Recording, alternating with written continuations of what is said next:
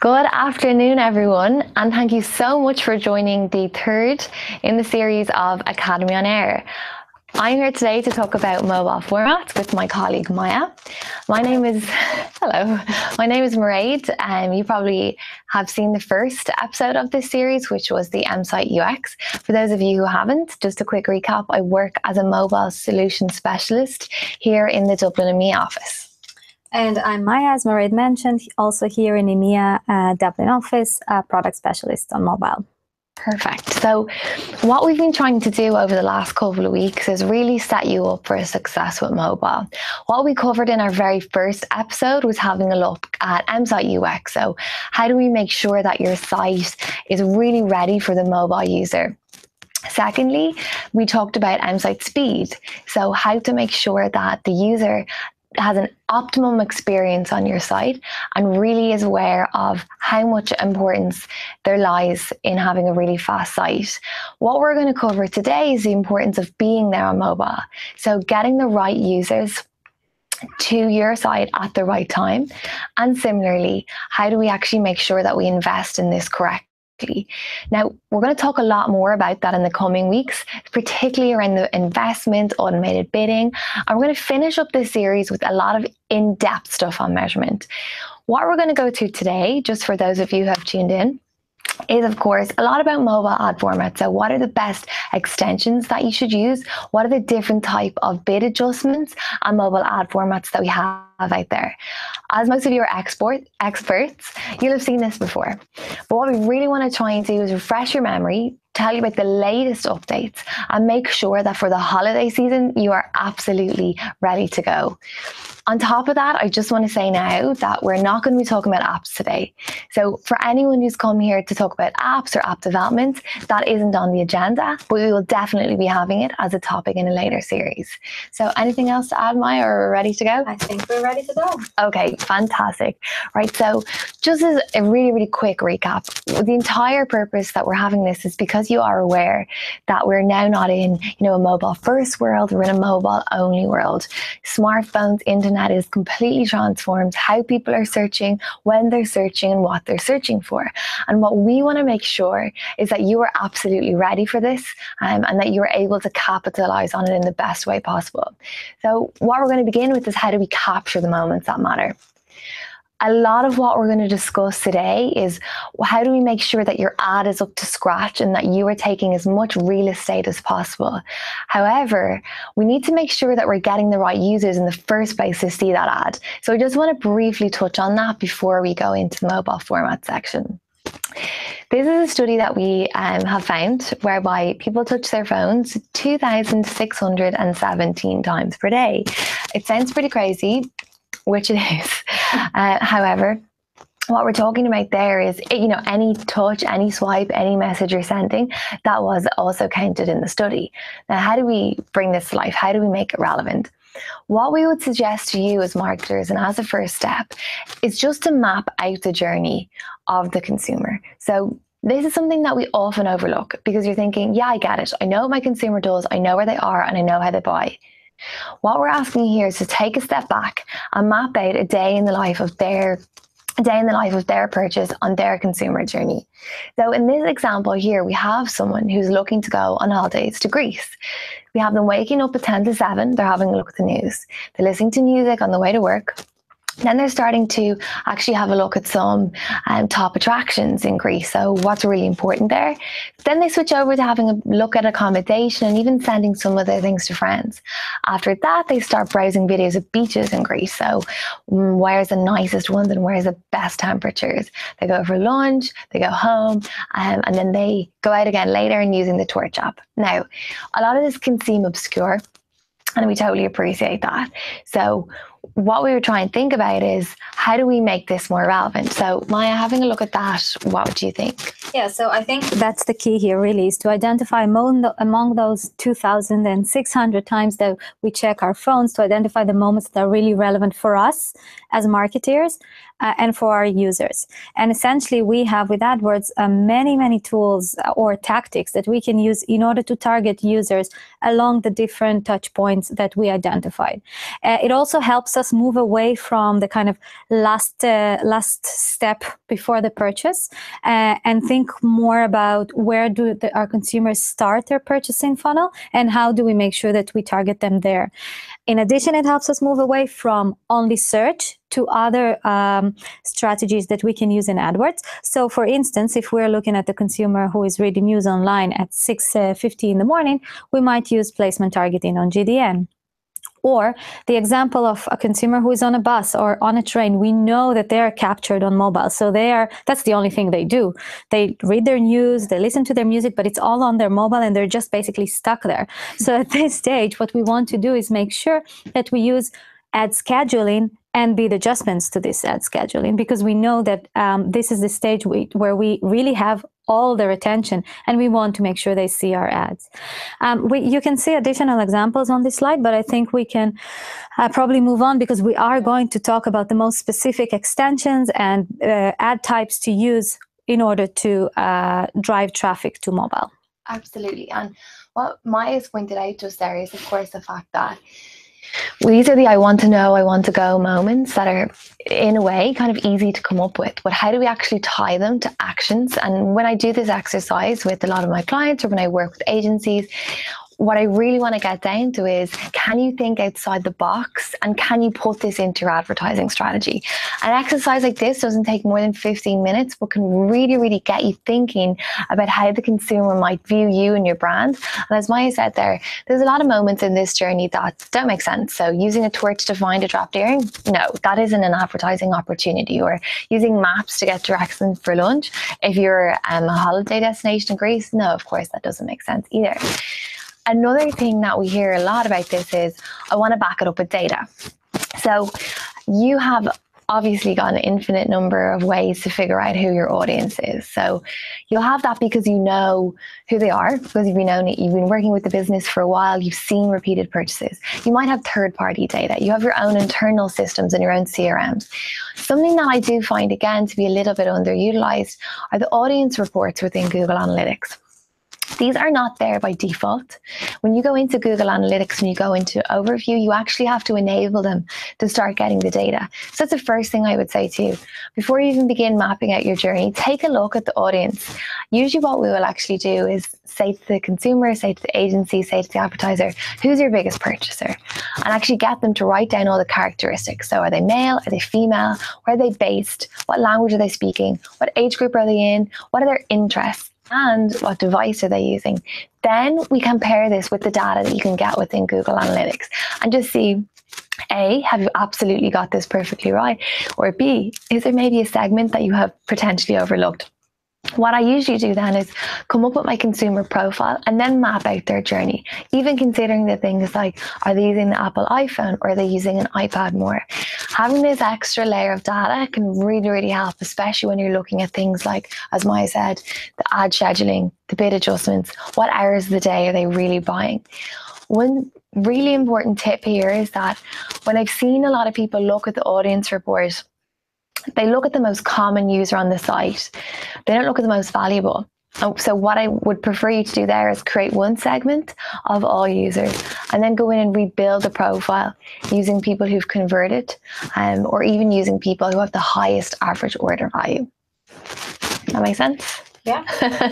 Great. Okay. The next thing then is just having a look at the AdWords report. Everyone at some point should have used the AdWords Keyword Planner and should all be completely familiar with this, getting inspiration for keywords and different information. What's important to note here is a lot of people don't have a look at the mobile specific reports. And in this example here, we're looking at the mobile trends and the breakdown by device. Taking a look at the mobile trends, and again, all you have to do is simply trigger the filter within the account just to take it off search volume and actually have a look. There's a lot of really, really brilliant stuff in there. And you can see here, if we're looking at holidays in Greece, we see a lot of peaking around January, May, summertime, and much quieter around October, November, which is exactly what we'd expect. I think another important or interesting factor to look at here is actually the top graph, where you can see the breakdown between mobile devices, computers, and tablets. And then essentially what you can build is a list of keywords that you know that are more popular on mobile or being searched more on mobile versus those on computers or tablets. And this way you can adjust your strategy, your ad creative, your bidding accordingly by knowing which keywords are being searched more on which device.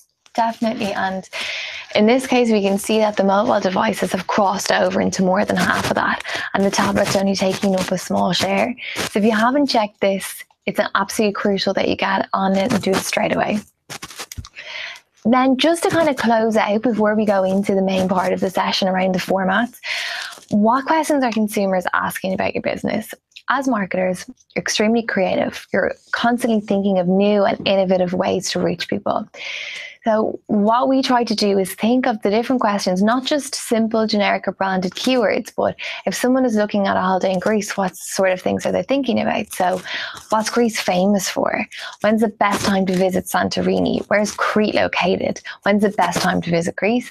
And what side of the road should I drive on in Greece? So what we would challenge you to do here is actually think of these unusual keywords that are quite long tail and quite upper funnel, as we have discussed in the previous slides, but are just that little bit more unusual that will just stand out to your customer and make sure that your brand can become known at the very beginning.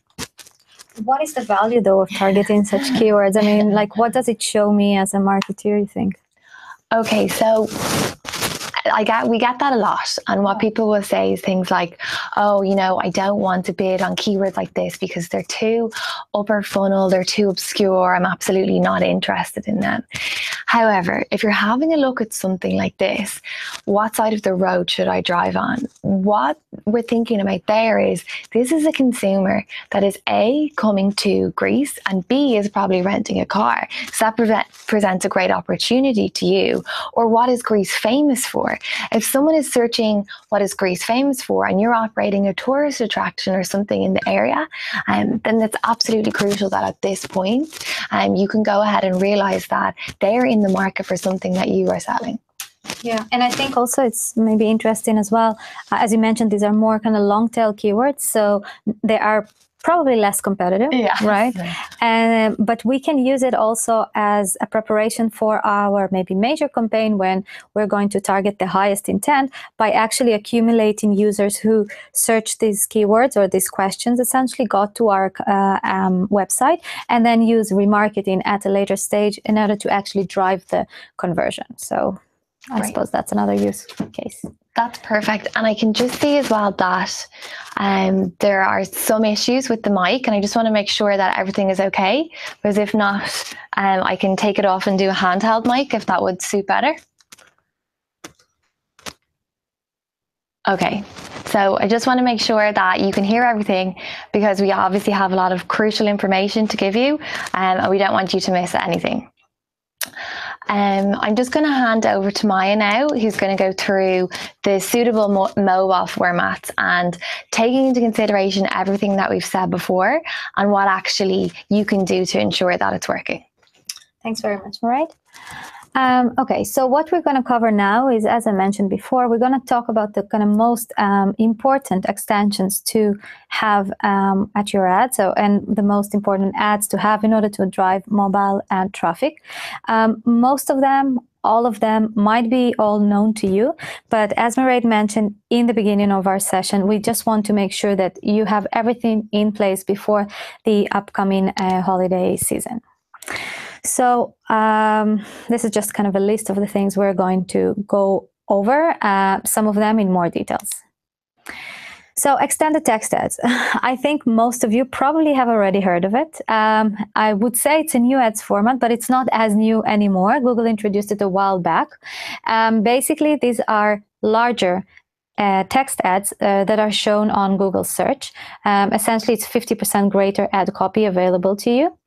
The key feature here is that you can have a longer headline and more detailed description. So basically give more information to users about your product, about your service, and why should they click on your ad and not your competitors.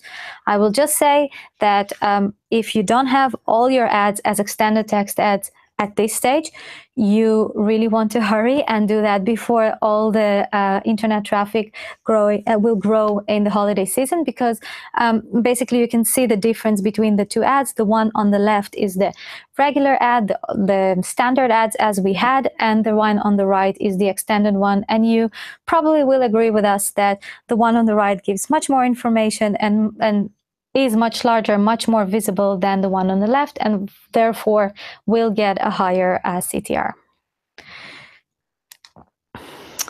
Furthermore, I think, Mairead, I don't know, you would probably agree with me that if functions are something that is being underutilized in AdWords. So you probably know about the different customizers that we have.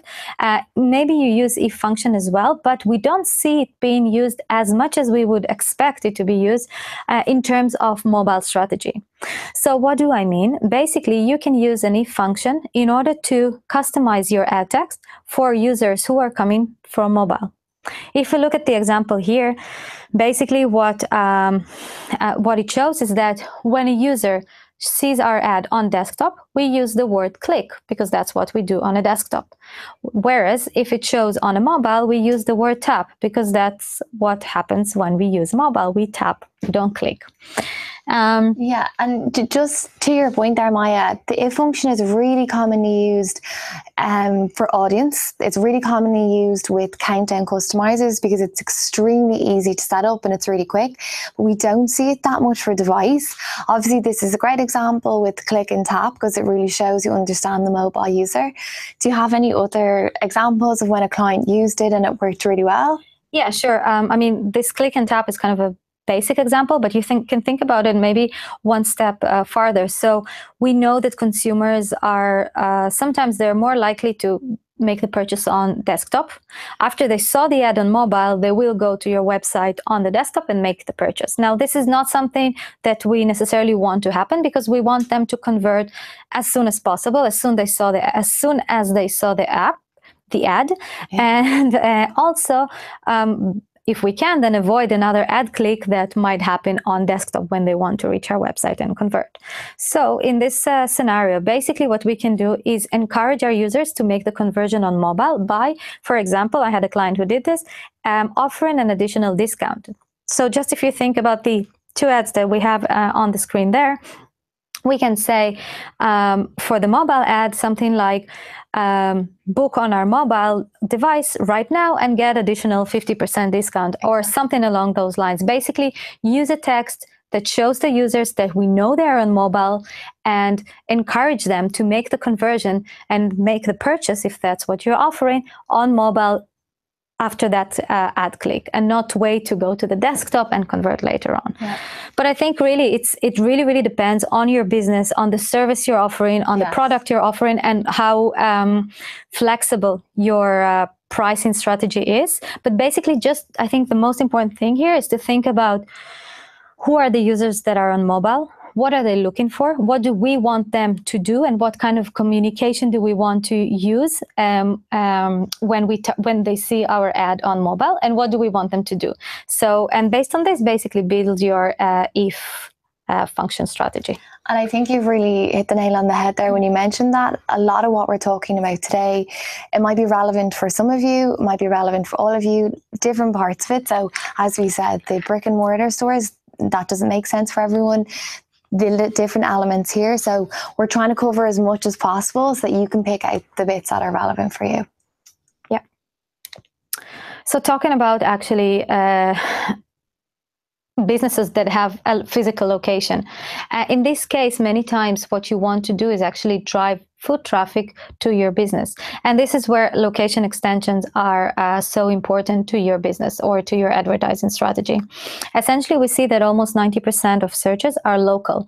What that means is that users are looking for local businesses, or their searches are around local keywords. So something near me, or name of a city, or things along those lines. And that's why it's also really important to use location extensions if that's what you want to do. If you are, say, an offline business or an online and offline business, and you want to bring as many customers as possible to your shop. It's just kind of triggering thoughts here because I'm going on holidays tomorrow, but the recent changes that we've had, especially in the European Union, around the data roaming. So now when you're traveling within the EU, the data roaming charges don't apply. So those searches will likely increase, especially even around the Christmas period when people will be there. So whereas before I would have gone somewhere to go onto Wi-Fi to make sure, or not even bothered to do it, now I'm freely looking for things like restaurant near me, directions here. So this is more important than ever, especially with recent changes in data. That's a great point. And another thing to outline here is that basically all the information is pulled from your Google My Business account. So make sure you have it and all the information is up to date, because that's where the location details and all the information, the rating and everything is going to be pulled from. But I think if we take it one step farther and actually not only use location extension, but we actually bid more aggressively to users who are in an area or a location or within a certain distance that we know they're more likely to come to our store, can basically help us drive even more conversion and better results of our advertising efforts. So if you think about it, if I'm a store and I know that users who are within 5 kilometers radius are more likely to come to my store, I might want to add a bid adjustment to this radius. And by this, I'm going to drive much more traffic and bid aggressively to users who are in this location, so that I make sure that my impression share is as high as possible to those users, and maybe less high, and I'm willing to pay a little bit less if they are outside of the chosen radius. Perfect. And just another note that we know that sometimes people are not aware of it. Location extensions are available on display as well, and they can show in apps, they can show on GDN, on the mobile web, of course. So do bear in mind when you build your display campaigns as well. Definitely. And just, I've heard from some clients or advertisers, I don't want to go the extra step of setting up Google My Business account. And what we're really trying to get across here are that the possibilities are endless with this. So really, really do make sure that if you do have a physical presence, this is an absolute must, and it's totally free. So that's always a plus. Yeah. And now let's talk about a couple of extensions which are especially relevant for the upcoming holiday season. Yeah. So we have one extension or type of extension called price extensions, which basically what it shows is prices of your products and services. So you can think about it as a way to basically promote the products that you want to push as hard as possible, maybe seasonal products, maybe your best sellers, and show the price, your competitive price to those products. This will result with a higher CTR, and of course, better relevance, higher relevance between the search term and your ad. It is supported in 11 languages and 24 currencies. So in case you're wondering if it is supported in your market, please do either check with our support team, your Google account managers, or on our help center where you can see all the supported languages and currencies. I think what's even more interesting right now is the promotion extensions. Basically, maybe you already know and maybe you already use it. This type of extension helps you to show your latest offers, your biggest promotion discounts to your customers. But I think what's most relevant at the moment is keeping in mind the holiday season, Black Friday, Cyber Monday, Christmas coming up, is to actually use our occasion labels to make these ads as relevant as possible. So if I'm right now looking for Black Friday discounts for shoes, so if you see the example on the right is just the keyword shoes, but let's say I say Black Friday discounts for shoes, and I see the ads showing me Black Friday 30% off shoes, this will be much more relevant to me, and I'm more likely to click on this ad, seeing that there is a special promotion that this business is offering at this stage. Same goes for Cyber Monday and Christmas, of course. Perfect. Thanks so much, Maya. Maya's talked to us a lot there about formats and different extensions. If you have any questions on any of the above, please feel free to submit them. We're just going to go through calls and a bit of bidding afterwards, and then we will take any questions that you have. what we wanted to do and why we wanted to cover calls is obviously when we're looking at extensions, we're looking at formats. We were talking a lot there about businesses that are maybe e-commerce related, business that sell physical products or that have physical stores.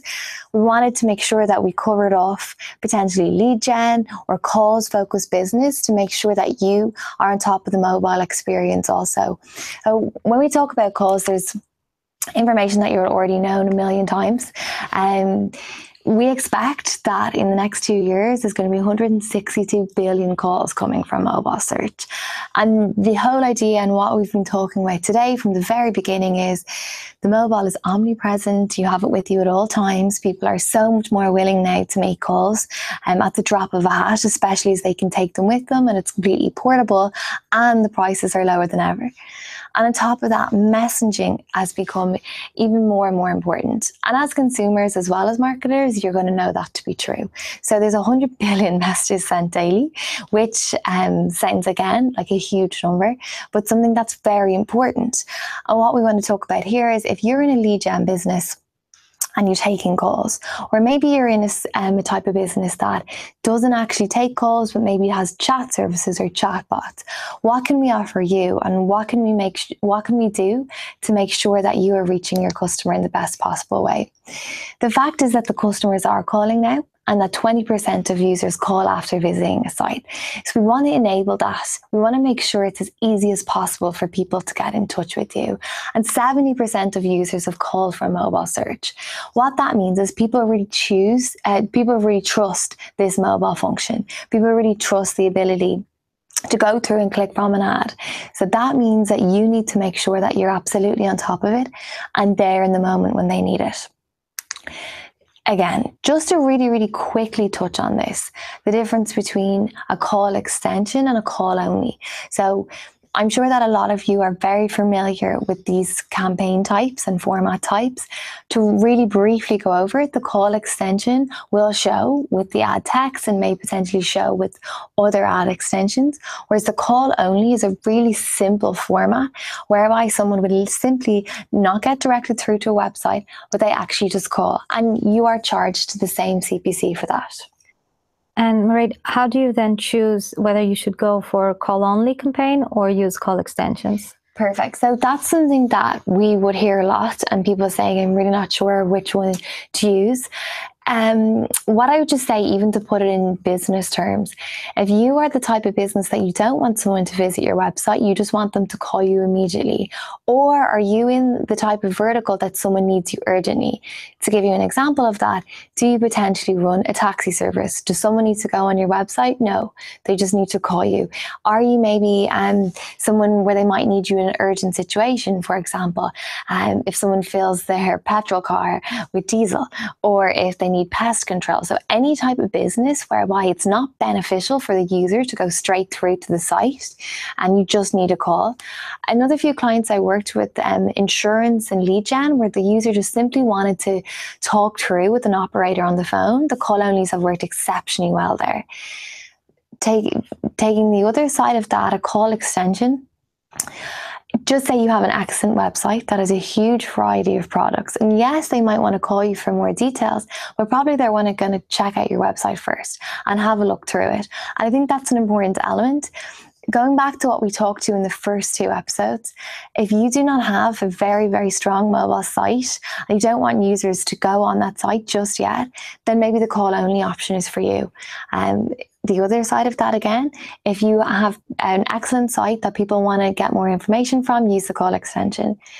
The other thing is a client I worked with really, really recently, and again, we're in the insurance business, they ran experiments to check, were they getting more calls if they used a call only campaign or if they use the call extension. And that's always a possibility, to run in a draft and experiment and actually to duplicate the campaigns and see which one works better. Does that answer your question? Yes. Okay, brilliant. So it's something that you may not have heard of, and something that's only been released in recent months is call bid adjustments. So essentially what this does is allow you to actually bid up to make sure that your call extension is showing. While Maya talked us through over the last few minutes with all the different call extensions, all the different type of extensions that you can have. And we saw that slide. There's site links, there's call outs, there's structured snippets, promotion, there's price. Something that we heard from advertisers a lot is, I want all my extensions to show, but I really want my call extension to show. So how can I make sure that that happens? Calls are really important to me, and I want that to be prioritized. So we heard that, and as a result then we have launched a new feature whereby you can actually use call bid adjustments. So this means that you have more control over it. It means that you can try and get your call extension to be prioritized, and especially if calls are really important to your business. So essentially, how does this work? This is an advanced bid adjustment type, and you can essentially set on up to 900% increase of what you would be paying on your normal CPC. So thinking about that, if you decide that you're really, really happy for the ad to show for €1, but you really want the whole extension to show, you nearly pay 100% extra for that. Again, it's totally up to you. And we've actually launched out a really new feature only in the last few weeks that actually does a bid simulation. So it can kind of give you an indication of how many more calls you're likely to get. That's brand new, literally launched in the last few weeks. Another question we get on this a lot is, well, what's the type of reporting that I can get?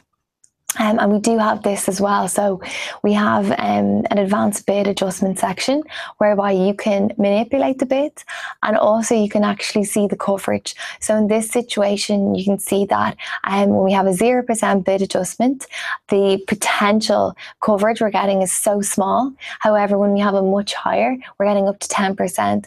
And that basically indicates the number of times your ad displayed a call compared to the number of times it was eligible. And a really low interaction coverage is a strong signal that it's time to up the bids, potentially put them higher. I think that probably like with any bid adjustment that you're probably already working with, it's a lot about experimenting, yes, and seeing what works best for you. So whether you want to increase your interaction coverage and bid much more aggressively and see whether that drives more calls and more conversions, yes, or for maybe certain campaigns it actually makes sense to lower the bid adjustment and play around with it. It's a new feature and a really exciting one, and I think it's a very promising one as well. Yes, and it's based off the back of so many requests that we got, and a lot of people telling us that this is the direction that you wanted to go in. So as always, we'd love to hear your feedback on that, and if you are already using this feature and what you think of it. Something that I just want to add to this is it's only available in the new AdWords experience. So for those of you who are using the old AdWords experience, you may not have seen this. So if you haven't come across this, that's the reason. It's in our new interface. So if you haven't tried it yet, then this is definitely a push. Alongside lots of other amazing features like the landing pages tab, just make sure you get on and experiment with this type of information. Again, as I pointed out at the very beginning of this, you may not want people to call you, and that's absolutely fine. Maybe you just operate via email, maybe you just operate by a chatbot, and a lot of businesses are operating that way, and that's absolutely fine. Last year, we launched the click to message function, which is something that we have found a lot of people to be using really successfully. And what a lot of people don't know is that it's incredibly easy to set up, and how it will show is up exactly on this screen here, that the user simply taps an extension and they launch it into an SMS. So you set up the extension, and all you have to have is a phone that can accept SMS messages. If you are a larger business and you have a chat functionality, we are integrated with a lot of third parties. So you'll just need to double check with your provider. Will it work with this type of system? For all the major providers, it does. So who would use this? Like, what's the type of example that someone would use a message extension? There's lots of different things here. In the example that we have, someone may be messaging for extra information about a hotel. Do you guys have free parking? Do you have LA? Another element of it, which is really interesting, is a lot of people still do SMS marketing. They maybe offer discount codes. And what I've seen advertised do is put at the bottom, messaged here to be added to our opt-in list. So that means that you become then part of the list where you receive codes, maybe extra invitations to things early. So it's a really, really good way of building up your user database. And it's as simple as that. So for anyone who hasn't tried it and does have the functionality to do it, absolutely go ahead and jump on board.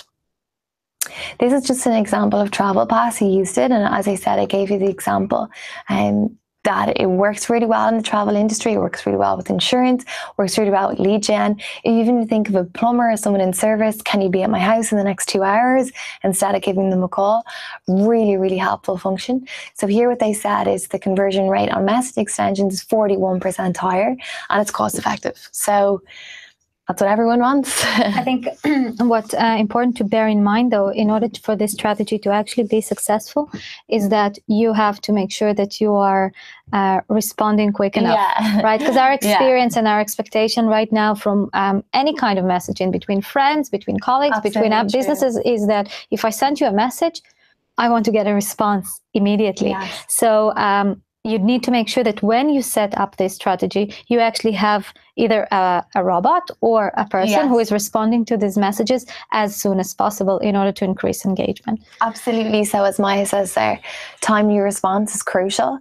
One other way I saw it being used as well, just kind of on that topic, was that you can use it basically to request a call back. So someone will see the ad and then they can just send a message, call me back at this time. And that's really good for lead gen. So instead of them having to go to your website, look through, fill out a form, they can actually just do it directly like that. But as Maya says, your customer service has to be up to scratch or it will be quite damaging. Yeah. So as I said, if anyone has questions on any of the above or features that we've talked about there, please do submit them now. We're nearly coming to the end of our Hangout today. Yeah. So in this last section, we're just going to go through, I would say probably like a quick checklist of things you need to make sure that are in place in order to generate or get the optimized mobile traffic. Basically, there are 3 things to keep in mind. So first of all is make sure that all your campaigns are opted in. Right now, with the flexibility that we introduced with bid adjustment, location bid adjustments, mobile bid adjustments, call extensions bid adjustment, everything basically, that doesn't make sense anymore really to split campaigns for that matter.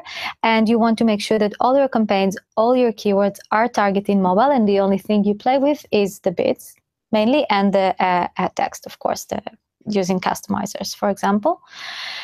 Another thing is bidding. So there will be a session later on about smart bidding, which is basically letting our system help you drive the most efficient or the best traffic for you based on your results and based on your conversion data that you report back to AdWords. In addition, if you are using manual adjustments, bidding, then you want to make sure that you're using bid adjustments. So as we mentioned, we have the location bid adjustments, we have call extension bid adjustment, and we have, of course, the device bid adjustment, which is what it's all about really if you want to drive as much traffic as possible from mobile. And finally, especially coming up to the holiday season when we see a crazy increase in traffic on search, specifically on mobile, you want to make sure that your campaigns budgets are uncapped and you have no limited budgets across all your campaigns that restrict user from actually getting to your website. And just to mention, finally, bid adjustments, as we said, the range is from -90 to +90, 900%. So basically what you need to do is look at your results, look at your conversions, see what is the relative conversion rate between desktop and mobile, and based on this, decide on your device bid adjustments. But I think here it's probably a good way to summarize and at the same time introduce the next session about the smart bidding, because we do encourage to use as much auto bidding or smart bidding as possible, simply because it's really, really hard to maintain all the bidding manually and make sure that you always bid correctly for the right user at the right location on the right device at the right time and for the right extension. So if you do that, please do utilize our bid adjustments. If you prefer to basically use your time for maybe more creative work, such as working on the ad creatives, if functions, designing your ads, optimizing your website, etc., we do recommend using smart bidding, which will be discussed at a later stage. So basically at this stage, I think we are done from our side, and we are very looking forward to see your questions. So will we give a few seconds? We'll just going to look at the questions and see what we had so far. Yeah, so we have one here, and unfortunately I can't pronounce the name, but we're going to go with Ilargo Tuyar. So what we have a question here, and it's around, is it better to design a separate website for mobile version instead of a responsive version? Sometimes responsive versions are not fully adapted to mobile experience. So I know you don't like the answers to these when we say that it depends, but it really does depend on what you want. So when we're talking about that, we often would say that the responsive version is definitely the optimum version. And why we say that is because there's less maintenance from the perspective that you don't have to do two code launches as if you had a separate site, and you have to do less work from that perspective. However, when we look at some verticals, it simply doesn't make sense that you would show them the same content on mobile as you would on a desktop. An example that we often talk about here is something like if you're buying cars or if you are buying a house, what a user will be looking at on a desktop versus what they're going to want to browse when they're on mobile or when they're out and about is very different. So it really depends on what vertical that you're in. Adaptive is also another version that we would recommend. However, the most popular one in the industry right now is responsive. But if you're working with a vertical that you simply have two different versions, then absolutely go ahead and create the separate AMP site or the separate AMP dot. I think we can take one more question, maybe from Eleanor. I thought ads got disapproved if they contained click, tap, etc. So very good question. I see that you have some experience with the policy. That is true in the sense that when the word click is used in kind of a spam way, click here, click now. Like yes, then it will be disapproved. But if you use the word click when it actually makes sense in the sentence, so not just click here, but with a click with one click, exactly, then your ads will be approved. But for everyone here, in case you are wondering, in case you want to see examples of when you can or cannot use the word click, I would recommend you to go to our help center and check out the policy page that actually explains that in details and give you specific examples. So that way you'll be able to make sure that you have your ads approved. Great. And we got one final question from Rock. So Rock is saying, do you need to manually add extensions or can you schedule, for example? So you can schedule, for example, start and end dates, which is potentially what you're asking here. So you could just maybe have an extension running for a period of time. Maybe that's in relation to your price or your promotion extensions that we were showing before. So you can actually say that. For things like call extensions, it's a little bit different. You can maybe select the days and the times that you're showing them, but not necessarily the start and end dates of them. So yes and no. It depends on the extension. As always. Yes. If it was something like the promotion or maybe the Black Friday, then absolutely, because it's very time sensitive and specific, and you don't want to have to come in and out and check repeatedly if the wrong extension is running. I think we don't have any more questions at this stage. So yeah. So it's such a pleasure to have you joining us. I'm really sorry again for the issues with the mic, but I'm happy that you still remained with us until the end. We would love to see you again next week when we're going to be talking about an extension of this. We're going to go really, really detailed into mobile measurement, into attribution, and we'll be following on from. If that's something that's important to your business, which it definitely should be, we look forward to seeing you at this time next week. Thank you very much Thank for joining. you. Happy holidays.